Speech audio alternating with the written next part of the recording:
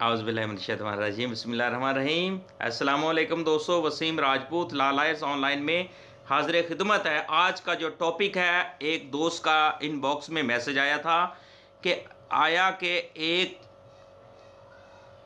शौहर अपनी बीवी को नौकरी से रोक सकता है या नहीं। सरकारी या प्राइवेट नौकरी अगर वो करती है, टीचर है या कोई भी नौकरी करती है, उससे वो रोक सकता है। कानून इस बारे में क्या कहता है?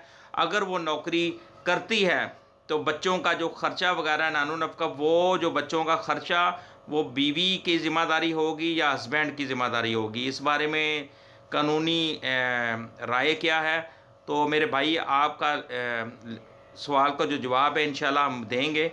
लेक्चर को शुरू करने से पहले रिक्वेस्ट करूंगा कि चैनल को सब्सक्राइब कर लें और बेल आइकन साथ होता है उसको भी क्लिक करें, ताकि नोटिफिकेशन जैसे ही इधर से आप वीडियो अपलोड होगी आपको नोटिफिकेशन मसूल होगा और आप कानूनी रहनुमाई से मुस्तफ़ीद हो सकेंगे। और एक और रिक्वेस्ट, आप प्लीज़ इस लेक्चर को सुनने के बाद, इस वीडियो को सुनने के बाद, आप प्लीज़ चैनल को, इस वीडियो को आगे शेयर भी किया करें, ताकि और भी बहन भाई इस कानूनी रहनुमाई से मुस्तफ़ीद हो सकें। यह खिदमत खालक है, जज़ाकल्लाह। दोस्तों, सबसे पहले तो ये बताऊंगा, इस्लामी रवायात के मुताबिक शौहर की पहली और सबसे अहम ज़िम्मेदारी ये है कि वो बीवी के साथ एहतराम व शफ़क़त से पेश आए। कानूनी तौर पर अगर बीवी नौकरी करती है, शायद नौकरी उसकी प्राइवेट है या सरकारी है, कानूनी तौर पर हस्बैंड अपनी बीवी को नौकरी करने से नहीं रोक सकता, सख्ती नहीं कर सकता, जज्बाती नहीं हो सकता। इस मामले में कानून इस चीज़ की उसको इजाज़त नहीं देता। हाँ, अगर औरत कहती है नहीं मैंने नौकरी करनी है, अगर इखलाकन वो अपने हस्बैंड का एहतरामन वो कहती है ठीक, अगर आप कहती हैं तो नहीं, तो वो नौकरी को अगर छोड़ देती है, वो एक अपने हस्बैंड का हुक्म मानती है, एहतरामन वो कहती है ठीक है जी मैं छोड़ देती हूँ। एक चीज़ ये है कि मेरे भाई, आपके सवाल का जो जवाब है कि अगर वो नौकरी करती है तो वो अपनी प्रॉपर्टी जो उस पैसे से, जो नौकरी का जो उसे मिलता है, उससे प्रॉपर्टी वगैरह जो ख़रीदती है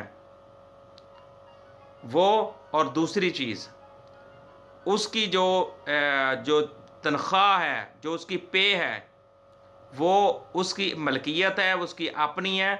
और वो अपनी, अगर वो नौकरी करती है तो उसकी ज़िम्मेदारी नहीं है कि वो अपने बच्चों का ख़र्चा वगैरह उससे उठाए।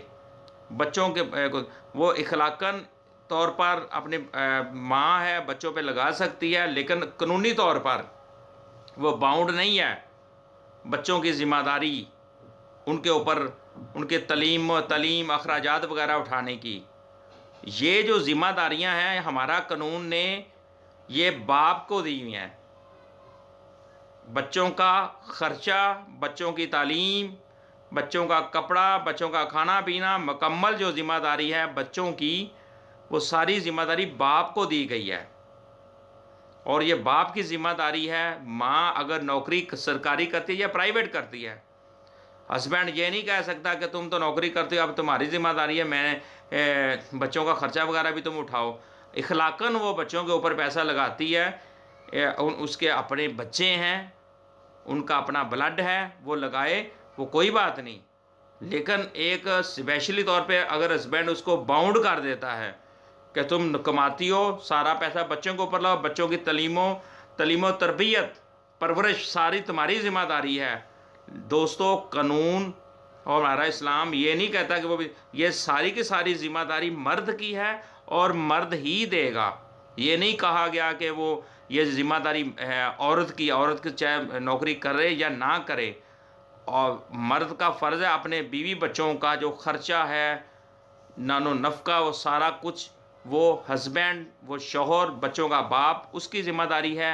और बच्चों, बीवी 1 लाख कमाती, बीवी 2 लाख कमाती, बीवी 3 लाख कमाती है, जितनी उसकी तनख्वाह 1 लाख है, 2 लाख है, 3 लाख है, इसका मतलब ये नहीं होगा कि वो कानूनी तौर पर बाउंड होगी, वो बच्चों की अब ज़िम्मेदारी भी वही लेगी।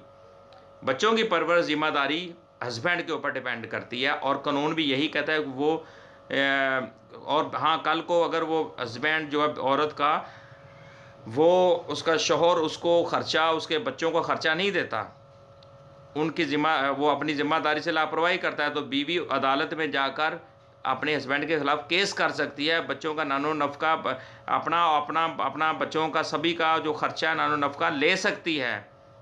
बच्चों की तलीम और तरबियत पर जो अखराजात लगने वो उन बच्चों के बाप की ज़िम्मेदारी है।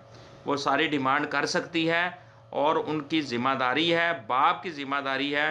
वो औरत अदालत का दरवाज़ा खटखटा सकती है अपने बच्चों के लिए और अपने लिए। इसमें बे अदालती नज़ाया है, जजमेंट है, साइटेशन है 2015 MLD 11 पेज है इसका, 2012 CLC 1272 पेज है उसका।